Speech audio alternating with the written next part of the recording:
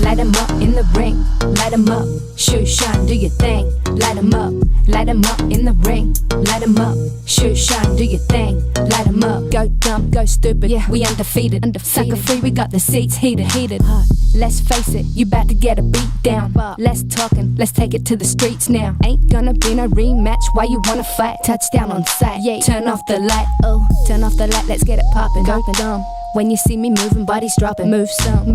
I'm about to go sick. Call Earl. I'm turning up like E40, not your average girl. I'm turning up. We can rock like Rocky. Make you tap it. Ghost ride the whip. Look at my drip. This ain't a copy. We got a night if you wanna throw hands. When they see me fight, they wanna throw bands. Go dumb, go stupid. Yeah, we undefeated. Sucker free, we got the seats heated. Light 'em up in the ring. Light 'em up. Shoot, shine, do your thing. Light 'em up. Light 'em up in the ring. Light 'em up. Shoot, shine, do your thing. Light 'em up. It's time for the main event. It's the Shoe Shot.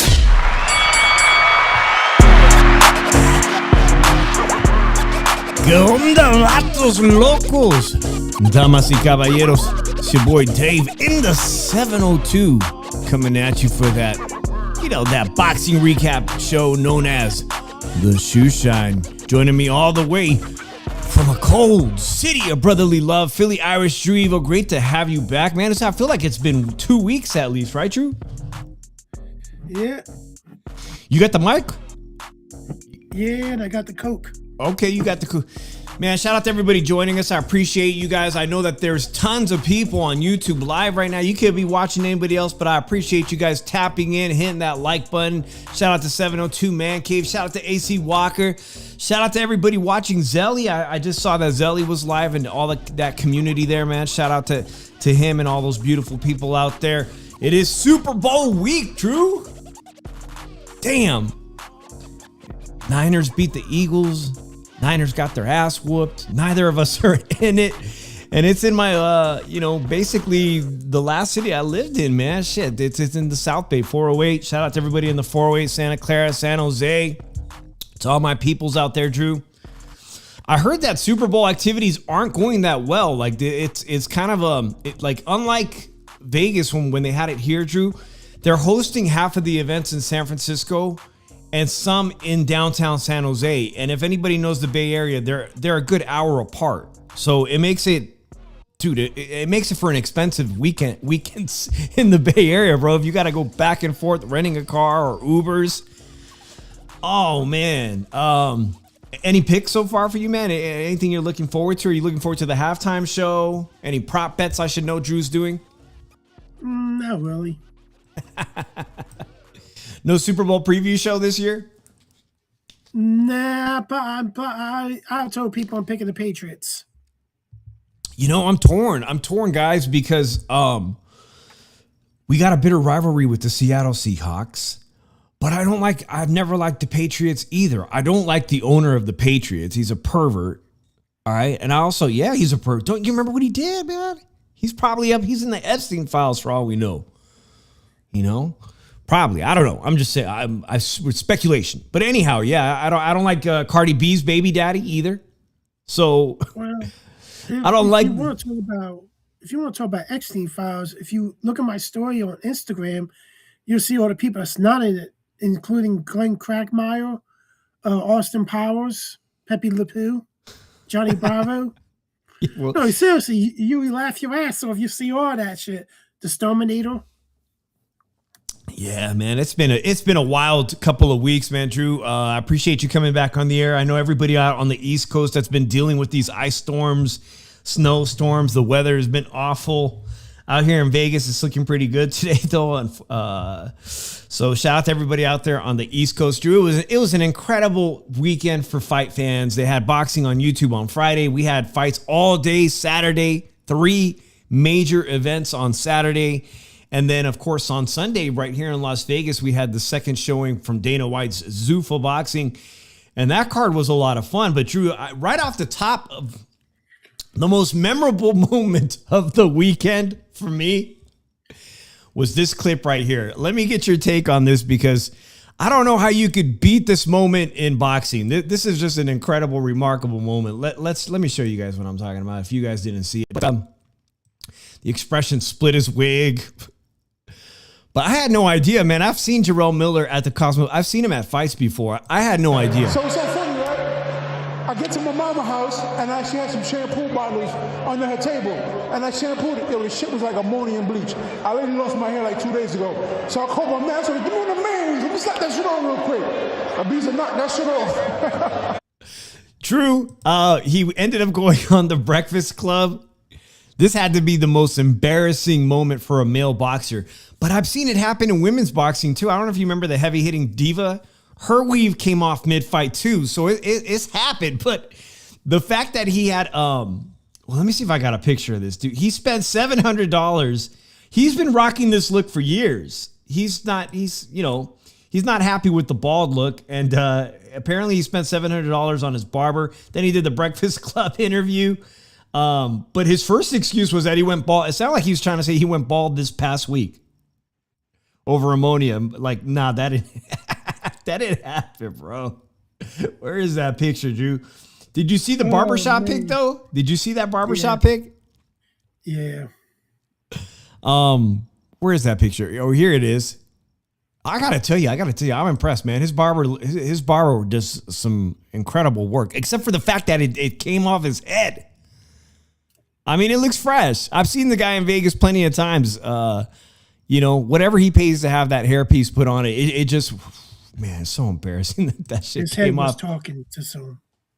Hey, I appreciate you guys. Let's get those like buttons up, man. It's free. Help us out with the algorithm here. If you love the sweet science, help us out, man. That was, to me, was like not only comical but very, very memorable. And I appreciate that he went on the Breakfast Club and now he has a sense of humor about it.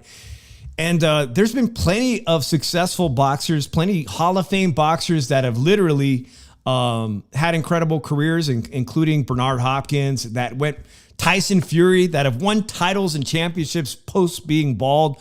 So it's not a big deal. Does he rock the bald look going forward, Drew, or does he continue with the toupee? I don't know. Look at me. I look sexy as shit with a bald head. Yeah, but you own it. See, the thing is now you just got to own the fact that you got caught. You know what I'm saying? You got caught with it. Hey, I appreciate it. Bio Teach Rick. Shout out to everybody that's new. It's pretty interesting that it happened. Again, not the first time. I've seen it happen to even a woman's female boxer whose weave came off mid-fight and she had to like desperately try to like secure that thing. Shout out to Big Spooky in the chat. Speaking of Las Vegas, Drew, obviously the biggest fight of the weekend was Teofimo versus Shakur. We have that on the thumbnail. And it's very Vegas related, Drew, but Teofimo is no stranger to Las Vegas.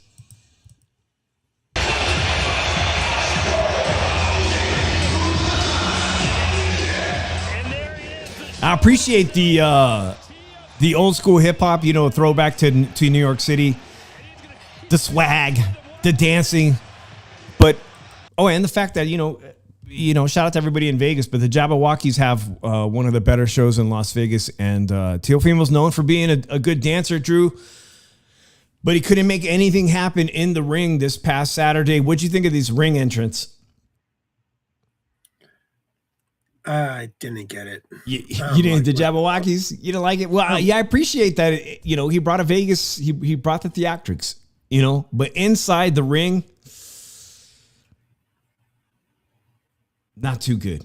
So anyways, guys, I appreciate everybody here.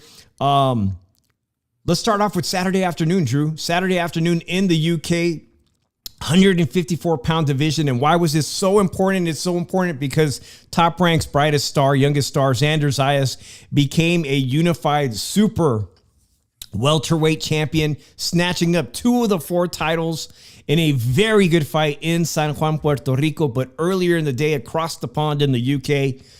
Well, Murtazaliev, guy who knocked out Tim Tszyu and took his title, maybe even took his soul, dropping Tim Tszyu 3 times.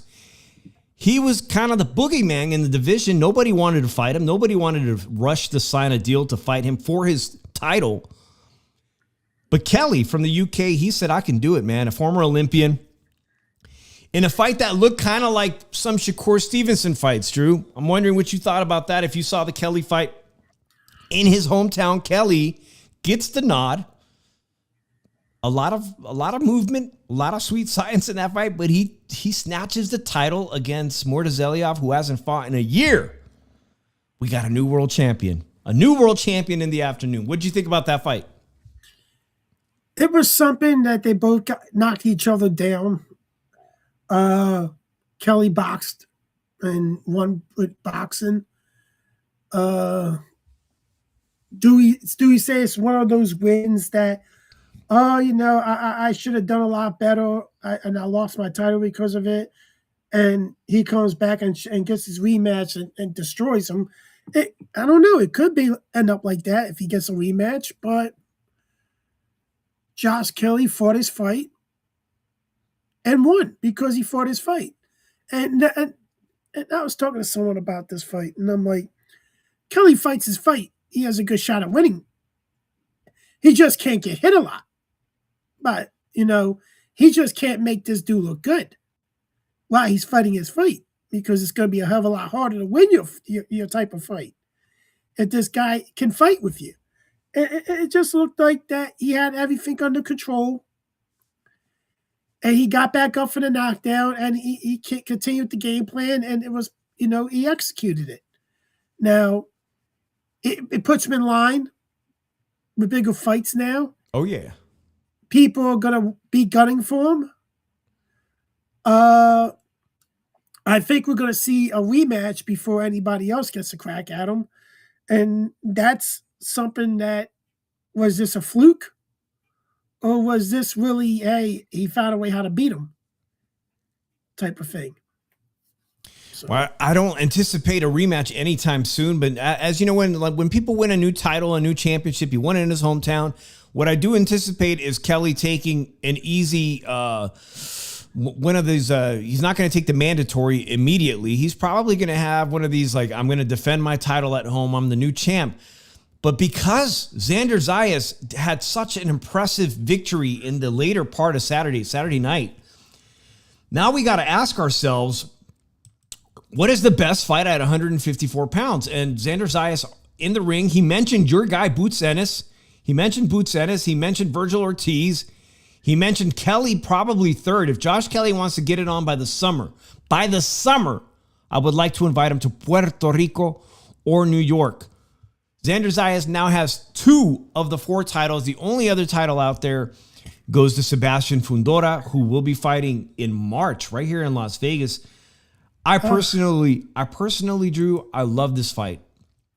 23-0, Xander Zayas, 18-1, Kelly of the UK. I love this fight. I don't give a shit about all of these other contenders. If I was advising Xander Zayas, I would say this is the only fight that we really need to try to make. Get these 3 titles, and we'll take it from there. But what do you think is the natural next fight? I thought, he won by split decision. I watched the fight. I think we gotta look at it like this. Xander Zayas is limited. Really? I thought it was one of his better performances. I think every fight I've seen him in, he's getting better. I think he does. Here's the thing. He doesn't have that power. All right, I'll agree there. He's not a massive power puncher. And I think that there are holes in his game that these other guys can explore. That Which guys? Like Boots Ennis, maybe Virgil Ortiz, even Kelly, because he lacks the power, and I think he's very limited in a couple other things right now. I think that there are things that he's just not gonna get better at because his trainer is not trying to get him better than him, or they're accepting what they got in him. But he's 23. He's young.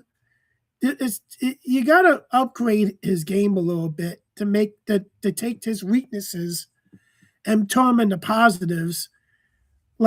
I really thought that he should have dog walked this guy Saturday night. I think he should have won easily.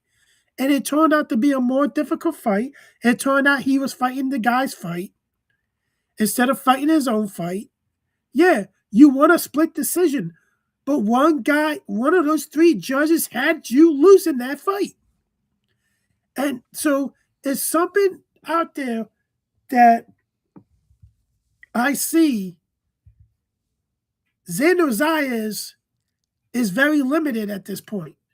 And with not the power did not come up with him, it's going to be a very difficult time for him to keep those belts. Don't get me wrong, he's a unified champion.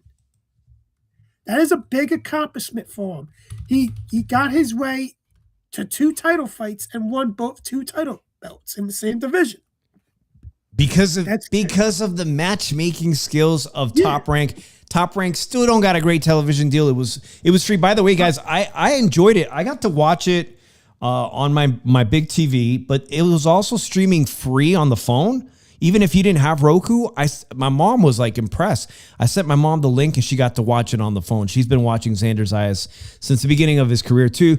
Shout out to BVO Sports TV, and great to see Chicano Prophet back, man. I ain't seen you in a minute. I appreciate you. But this is my argument, Drew. If I'm the matchmakers at Top Rank, okay, there's no other fight that needs to be made than Kelly this summer. It's a huge draw for UK fans that like to go to New York City, not Puerto Rico, not in the UK. Let's do it in a Puerto Rican Day Parade weekend in New York City. And then I would advise Xander to tread carefully, Drew, because I agree with you that Virgil Ortiz and Boots Ennis may be the most difficult fights for Xander Zayas. Now, if Xander really is about it, he would take the winner of that fight. He would take the winner of that fight and sacrifice and put up his 3 titles to fight them. But better than that would naturally be to fight the winner of Keith Thurman versus the giant beast, Sebastian Fundora, the giant monster, the giant tree. Jolly guy, nice guy. I appreciate him. But Drew, all of those fights, Sebastian Fundora, Virgil Ortiz, Boots Ennis, are ridiculously dangerous, and he could lose his 3 titles potentially to all 3 of them. So why not go for Sebastian Fundora after beating Kelly? And I think he gets past Kelly. Well, I think he gets that 3 belts. I think the easiest fight for him to make is Fundora, because now that Top Rank doesn't have a network deal, they're mostly on PBC cards or Roku. They can make this fight. Samson is going to have it, and Fundora is going to be the A side of it. But I look at it like this, that he needs the Josh Kelly fight first, because it's the more it's the better, it's the easier fight for him to win a title than win another belt and to have leverage. But I see it as in Josh Kelly is no easy matchup.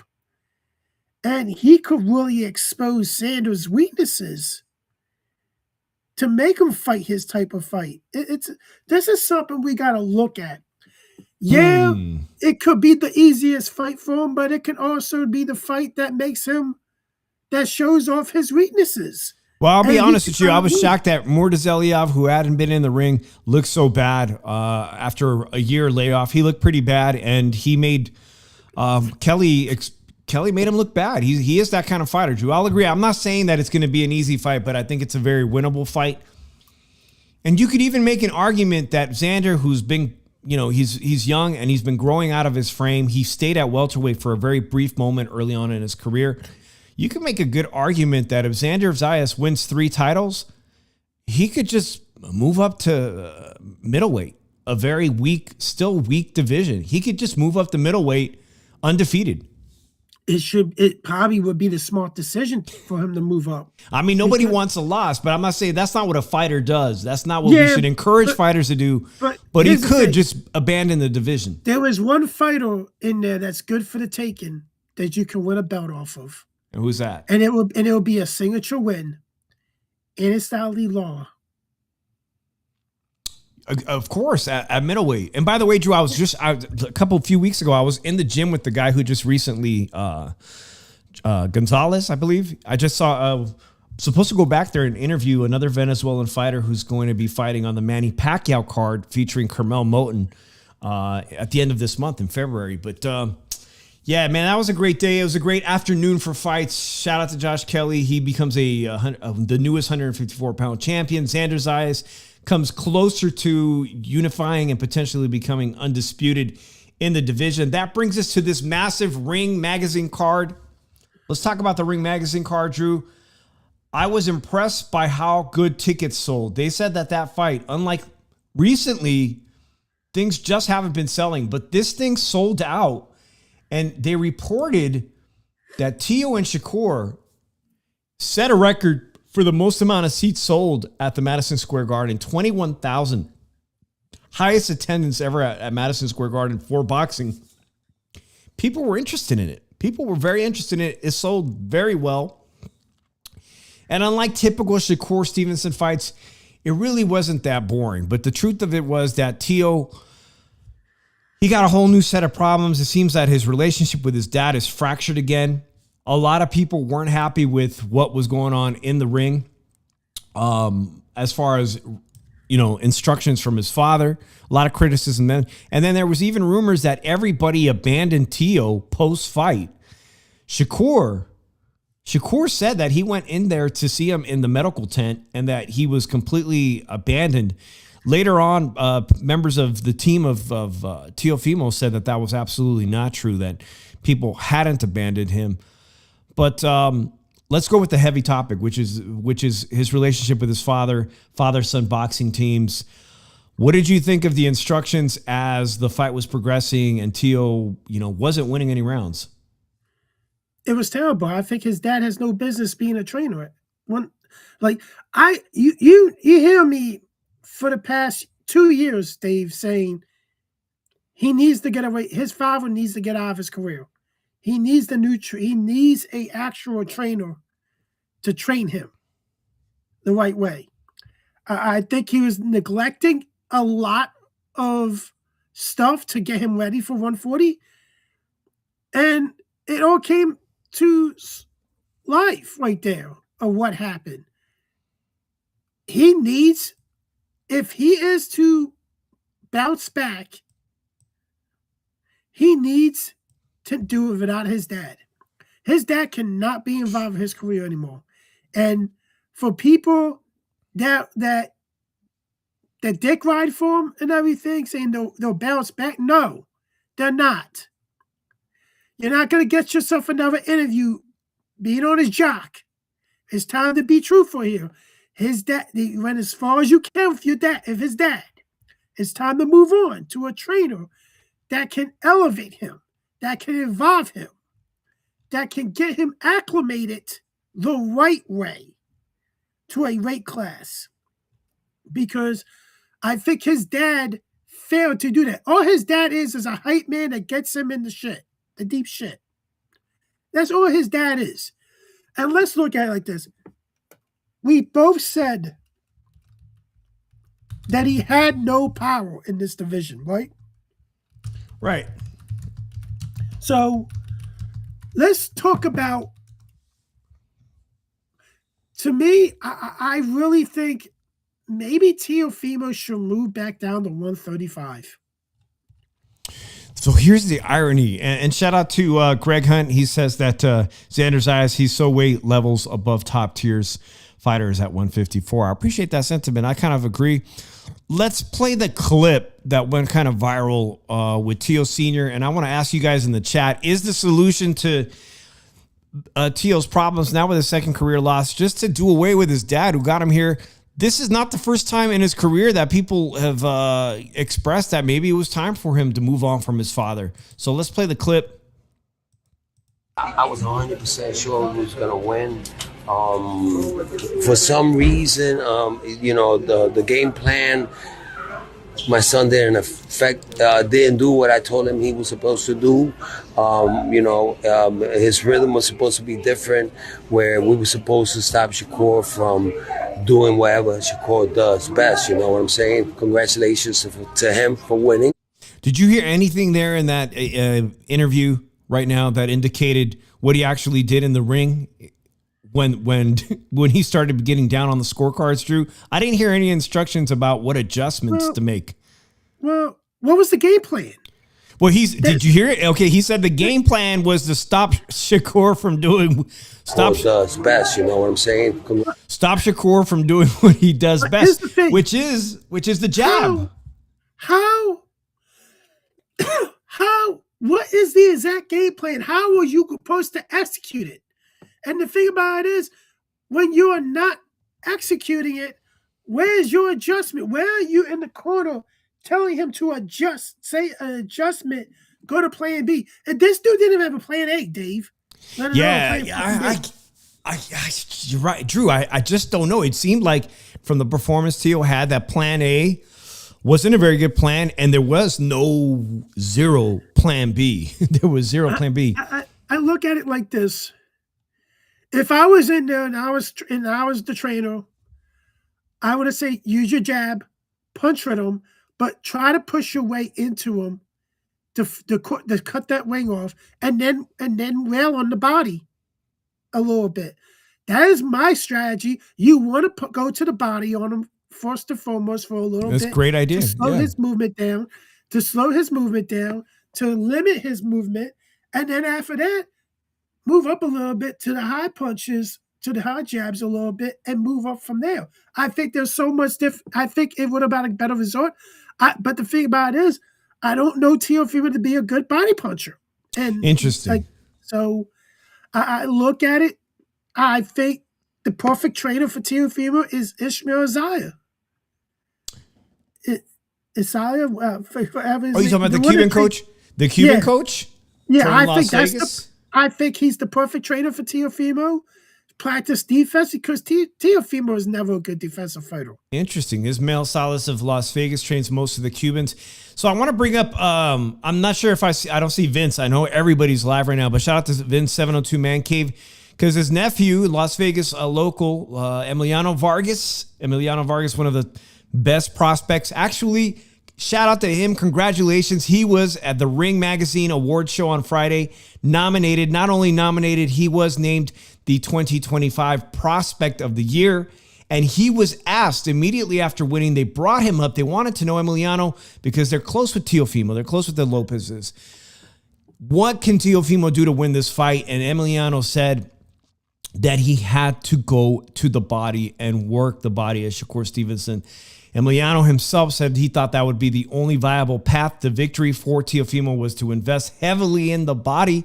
Easier said than done when you're dealing with a guy, Shakur, who has some of the best statistics. He's literally untouchable. He's got the fastest cat-like reflexes in boxing I've seen today, and he has exceptional hand speed. Easier said than done, but even good friend of Teofimo, Emiliano Vargas, said that he really thought it needed to be a heavy investment to the body. Easier said than done. Let's play this clip, Drew, real quick of Teofimo, what he had to say. I got to say, he seemed kind of jolly, and I have to commend Teofimo for taking this fight, Drew, because I personally would not have advised him to take this fight. Almost an unwinnable fight. He was the lineal Ring Magazine 140-pound champion. He was the ring champion, and he gave that belt away. And now what? Now what do you do if you're Teofimo? He was kind of jolly considering it all. Give yourself time to reflect and appreciate how well you've done so far in your career? No, not at all. I hate myself for it. You're gonna hate yourself. Take this round, Phil. Take this round. But yo, I meant that in jest, guys. He was. I'm not saying he was jolly, but his dad in the ring was literally said, "You're gonna hate yourself later." This is kind of like, oh man, it makes me feel like. I'm gonna say something. It's a bad environment for his mental health. I gotta say something real quick. His dad is a child. I'm sorry. He acts like a fucking child. And the way that he fucking talks down to his son and everything, man, that's not what a dad does. That doesn't what a dad does. Your dad motivates you. Your dad, it's tough love. Your dad's supposed to be there to give you a positive outlook, even after you lose at something and everything. And and I think I think his dad really, like, I think his dad can be selfish. I'm sorry, his dad is selfish because he wants the attention. And like he talked all of this shit. Stage dad? He started all this You shit. saying he's like a stage dad? And Hollywood stage dad? And the thing about it is you put so much pressure on your son because of your antics. And that's even worse. Why? And that's the main reason why I don't think his dad should be involved with him. You know, Drew, it's strange, but the one time I met Teo's dad at the Virgin Casino, he was very sensible. He was very sensible, but sometimes you see what happens in these great moments in boxing. Like Chicano Prophet says, it was sad stuff, and you kind of feel bad for Teo because Teo's a man in his 20s now. He's a father. He's married. And he appears like a little boy almost, like to his dad, right? Like it's like a little boy thing. Like, so I don't know. I'm asked the chat, guys. Is it time? It's been talked about many, many times in the past. Is it time for Teofimo to go in a different direction? Especially with him talking about, he's not talking about going down in weight, Drew. I think he would do incredibly well going back to 135. In fact, we just saw that fighter, the Cuban fighter who lost at 135 pounds, announced he's going down to 130. But Teo says, off to the welterweight division, which the welterweight division has so many stars from that era. It's got Ryan Garcia. You got Rolando Romero. You have Devin Haney, who fought at 135. So you would think these are all names he has yet to fight. Ryan Garcia, Raleigh. These are all good fights that would be popular. But if he were to fight true welterweights, I don't know. Is he too small? Yeah, he is. He has no power. I mean, he's lucky in a way because the welterweight division, they got big names. They got big names. Mario Barrios fought at 140. A lot of these guys are guys from the smaller weights that, let's be real, man, 140-pound division, guys, is stacked with talent. Stacked with talent. I just mentioned prospect of the year, Emiliano Vargas. He's now ranked in this division. You got 4 world champions. The newest one is Dalton Smith of the WBC. Gary Antoine Russell's been around for a while. Shakur Stevenson, newly crowned lineal champ. And Richardson Hitchens. And then you got all these guys that are solid contenders. Solid contenders. Rayo Valenzuela, Pitbull Cruz. You got so much talent at 140 pounds that I think it would be an uphill battle for Teofimo to win a title again. So I understand why he's probably saying, you know what, I'm going to go to welterweight. There's big money fights. He's used to making big money. He can't take a step down. But I wish him the best of luck, man. That is a very difficult division, and he probably should consider some new coaching. And there's a lot of great coaches here in Las Vegas. You mentioned Ismael Salas. He needs to get acclimated with What about power. Canelo's team? I don't know. Like, he has to get power, man. That's first and foremost. He has to become the knockout puncher again. And like, if he doesn't, he's limited. He's very limited. And limited, I mean, in a bad way. Hey, Drew, there's no ceiling. There's no ceiling. For Shakur Stevenson, he landed 105 jabs. He looked incredible. I'm starting to feel like he could clean out 140 pounds. And the very first fight that I would take if I was Shakur is to ask for Dalton Smith, the newly crowned UK fighter. UK fights versus Americans, they're always great fights. And I think that I felt fairly confident Shakur could go over to across the pond and make his debut in the UK. And still snatch this Dalton Smith and become unified just like Xander Zayas did. And then he could decide what he wants to do there because there's already, Conor Ben exploded into the ring talking about, and they stole the limelight from Teofimo, who had just fought. Teofimo wanted to get interviewed. Conor Ben rushes into the ring. You got a lot of people saying that Shakur should just jump up to welterweight from here when there's still a lot of great opportunities that he just arrived as the newest crown champ. What would you do? Where do you go? I tell you the truth, I think the easier fight is Gary Antoine Russell. Very winnable fight. I think it's tailor-made. I think he's he'll be a very easy fight for Shakur Stevenson. He's one-dimensional, and being one-dimensional the way he is, Shakur would pick him apart all night. But like Wade Hitchinson might be the hardest fight in that division for him. That's a boxer. He's a good technician, but every boxer I've seen, including I think Teofimo's a very solid athletic boxer, they just come up short, man. They're just like a hair too slow for Shakur's reflexes and ring IQ. I look at it like this. I think Guy Antrell Russell is the easiest fight for him. So I will pick Guy Antrell Russell. You pick the guy apart, you can pick him apart easily. He's a guy that feeds off action. And he's a guy that's easy to counter. He's very easy to counter. And so he and it's tailor made for Shakur. I will probably pick him in a shutout. But I look at it like this. He's also talking about moving back down to 135. And which who is there? Who is there now at 135? But Raymond Murataya.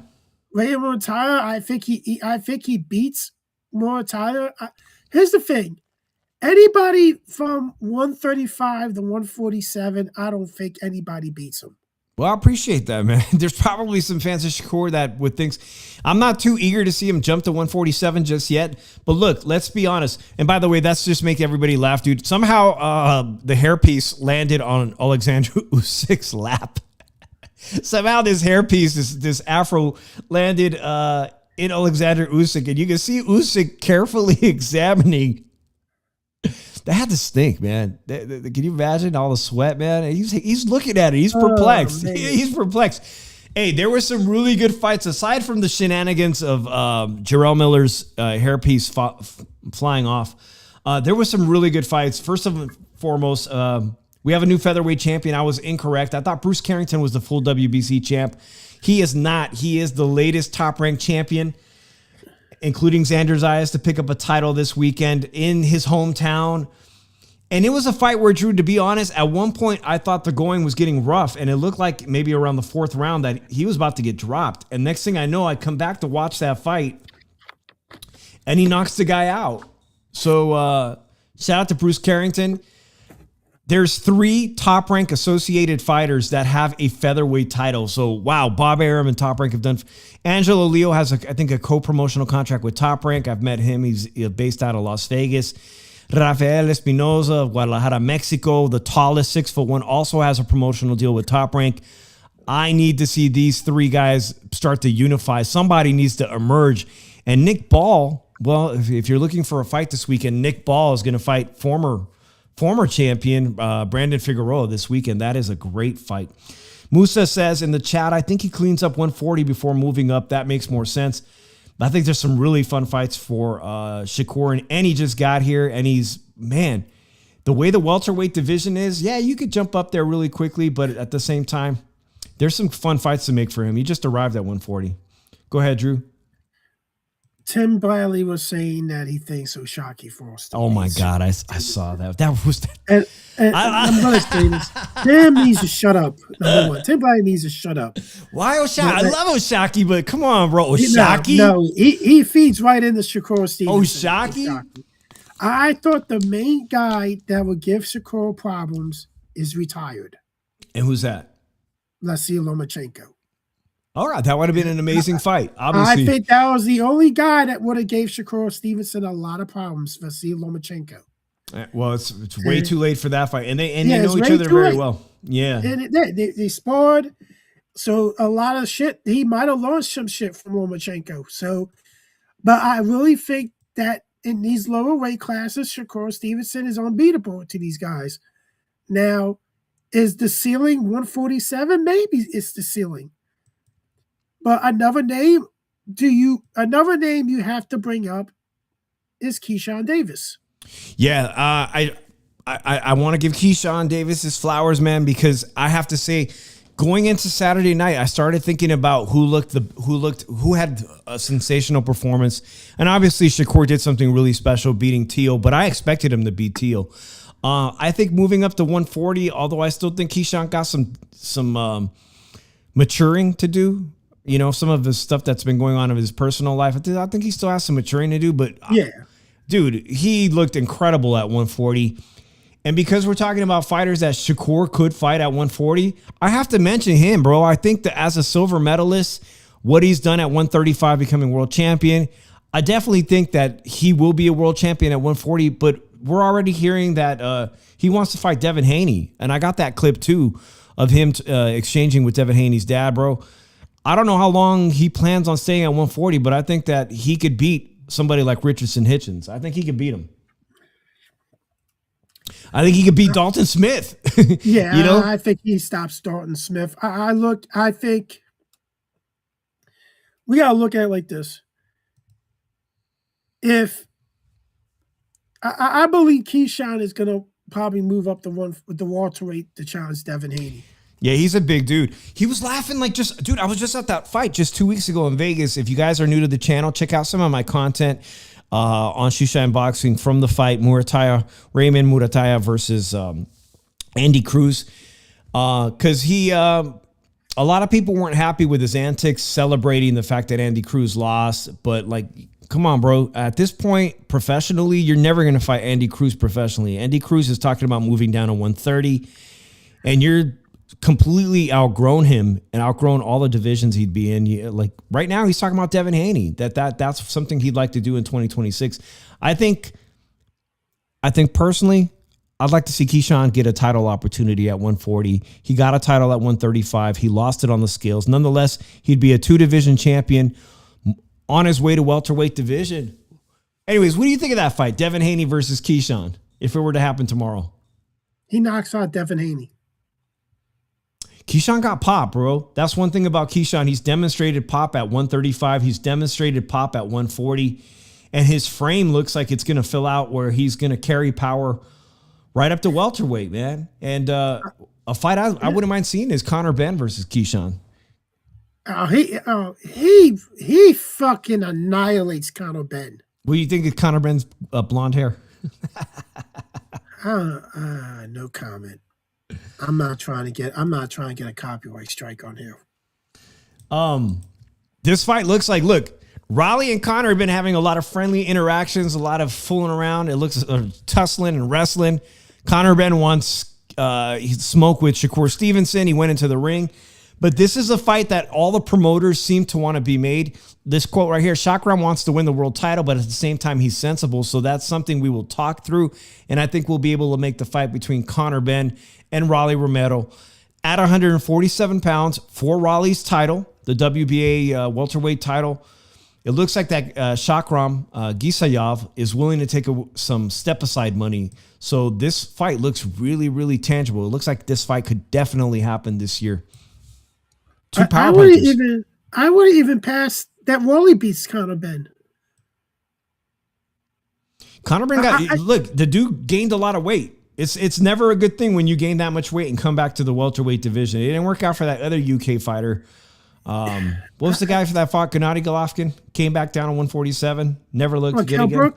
Cal Brook never looked good again. Well, Cal Brook broke his orbital bone against Gennady Golovkin. Yeah, that's true. You know, so we gotta look at. I don't really see Conor Benn being an effective fighter at welterweight. I don't see. Here's the thing: his glory was beating Chris Eubank. That's where his glory was. They got, by the way, shout out to Man Cave. His nephew won that Prospect of the Year. And speaking of Conor Benn and Eubank, Drew, they won the Ring Magazine Fight of the Year. Star-studded event, man. Star-studded event. Yeah, but you gotta look at it like this. Conor Benn, I think, is just looking for money now, for big names to fight, so he can get his ass kicked by him and make that money real quick. Well, he thinks he might win a title off of Raleigh. I got some really good interviews with Raleigh. I'm going to play those tomorrow on our daytime show with Vince. Vince wanted everybody to know, Drew, I don't know if you heard, but a warrant has been issued for Tank in Baltimore, violation of his probation. I'll touch on that, but he's already released on bail for his serious charges in Miami. Serious charges in Miami. I think Tank is in no position to fight.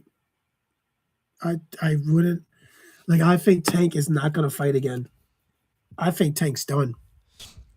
Well, we think about all of Floyd's proteges. Carmel Moulton, I mentioned him. Carmel Moulton will be fighting at the end of February on Manny Pacquiao's card. And Floyd Mayweather is also in the news, Drew.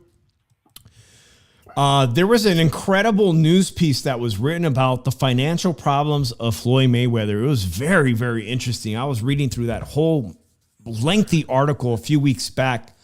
But Floyd Mayweather's in the news because he is suing Espinoza and Showtime.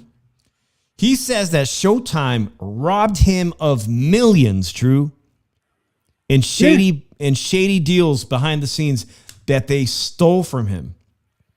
So Floyd is taking Showtime, which is, I guess it's owned by CBS and Paramount. He says they owe him millions. Which brings us to this, man. He's having another exhibition in Europe. Saturday, June 27th, a former kickboxing champion, a legendary kickboxing champion in Athens, Greece at the Oak Arena. Okay, what do you call that thing? Well, I mean, it looks like it's going to be a true gladiator event, but he's back to doing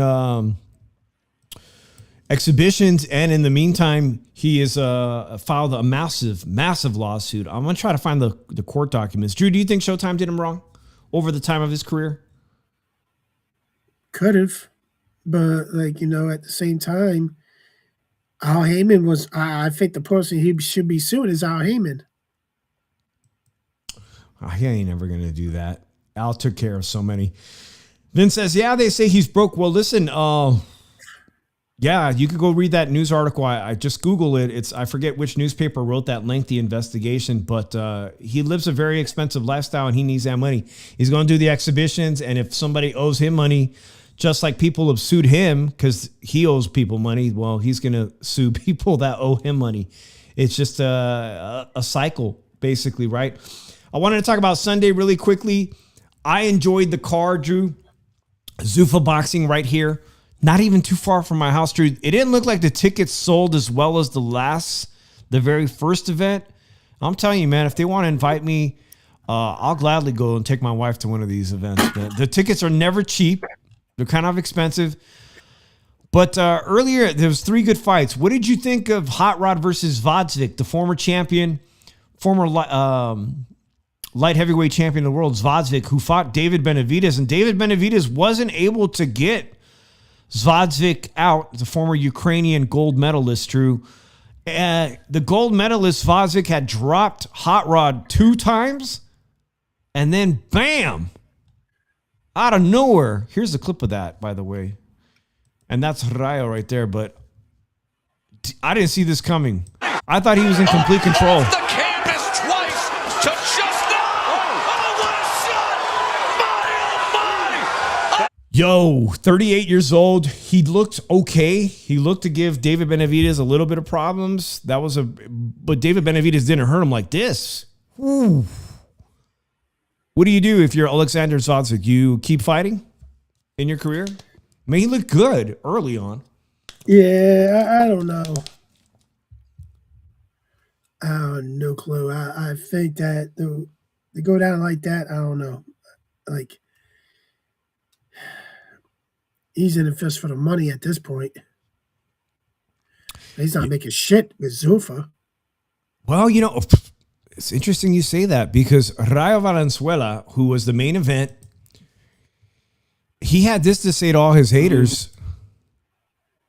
Everybody thinks he's not making money. I'm getting paid great. The people that don't know, they're downplaying everything about it, but with everything.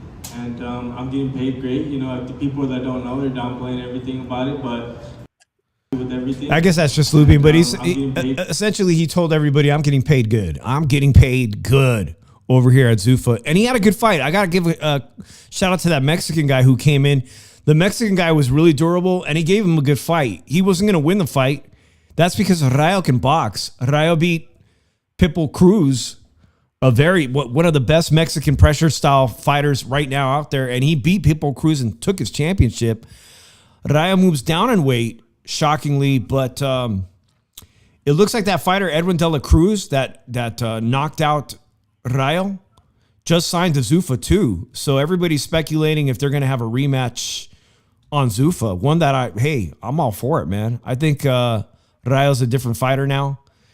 I think he wins the rematch. I'm eager to see that, Drew. But any opinions on Zuffa so far now that they've had 2 fights? I don't know. You know, I can't really comment on it yet. I gotta see more. The verdict is still out. Yeah, the verdict is still there. I think they can do Dana White can do something to fuck something up. Yeah, I appreciate it. Guys, if you want to hit that like button, if you've been here and forgot, make sure you hit that like button. We do these shows twice a week. We'll have a daytime show tomorrow. And of course, we try to cover most of the fights, most of the events I can here in Las Vegas. That UFC though, dude, there's a broadcaster here I follow, Sportista, and she's good friends with God, she's good. Anyways, she's got UFC credentials, and so she's invited to all the Zuffa events. She's friends with Christine Lopez, Olympic boxing coach Christine Lopez. It's kind of a hard world to get into, bro. Like, if there's anything out there that you've ever said about Dana White, I'm pretty sure the people behind credentials are going to know about it, and you'll never be invited to anything they do, not as a press member. So, I don't know. Have we ever said anything bad about Dana White? No. We just keep it real. We never said nothing bad. Come on. Just really quickly before we get to the end of the show here, guys, I just wanted to mention Shakur becomes a 4-division world champion at the age of 28. It's rather remarkable. Is he the youngest? I'm not quite sure. I can't believe he's 28 years old. How time flies, Drew. But he's in a very exclusive list. 28 years old. Floyd Mayweather did at 29. Canelo Alvarez became a 4-division world champion at 30. Even Inoue, 30 years old. Surprisingly, Adrian Broner, AB about billions, did it at 26. Some say he had the easiest path. I followed his career, Drew. He had a bunch of he fought for vacant titles. I mean, he fought like the weakest champions. I mean, it was like the perfect manufactured fighter. AB was the perfect manufactured fighters. Oscar, on the other hand, Oscar De La Hoya, 24 years old. He'll forever be a Hall of Fame fighter, and we can't take that away from him, what he did. But are you surprised, Drew, that Shakur's now a 4-division world champ? No. Me either, man. Me either. Obviously, Sunday's the big game, guys. I hope everybody has a great time out there with their friends and their family, enjoying the big game. It's in my old hometown, the 49ers, Drew. And the 49ers, if you're a 49er fan, even if you're not, Drew, they got an amazing new documentary called The Rise of the 49ers that I'm going to start watching tonight. I'm going to start watching that tonight so I can talk about it tomorrow. And Drew, there's a lot of controversy still going around. Both teams, Seattle Seahawks and the Patriots, refused to practice and use the 49ers practice facility. Because if you don't know yet, and even Joe Rogan talked about it, there's concerns that it's highly toxic, that the EMF fields, electromagnetic fields from the power station located right next to the practice facility, is ruining the careers of many NFL players. Injuries upon injuries upon injuries.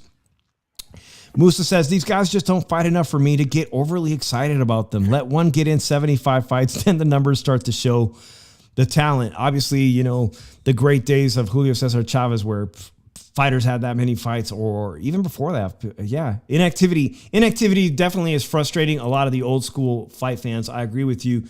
You want to see these guys like Shakur fight 4 times a year. I mean, ideally, we're lucky to see some champions defend their titles twice in 1 year. This weekend, Drew, let me get your quick take. I don't really care too much about the other fights, but I will be tuning in Saturday afternoon to Nick Ball, a wrecking machine who's had nothing but success against Mexican fighters. Ray Vargas, he's had nothing but success against Mexican fighters. So will Brandon Figueroa be any different? Both of them, high volume featherweights. Figueroa, former champion at 122. champion at featherweight. It's going to be a scrap. It's going to be a really good scrap.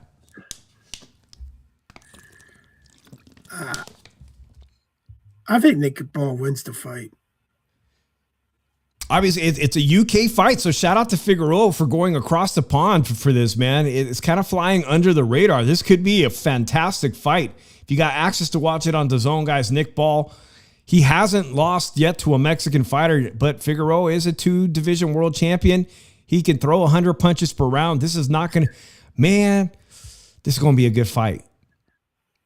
I favor Nick Ball. He's the fresher fighter. Figueroa has been in a lot of wars, but I will not be surprised if Figueroa can figure out a way with just heart and volume to beat Nick Ball. But then you got the UK judges, man. Yeah, he's up. It's an uphill battle, right? Yep. Man, what a weekend, guys. I appreciate anybody that's new. We do this twice a week. We're going to be live tomorrow. Shout out to everybody that tuned in. Dave in the 702 Philly, Irish Drevo.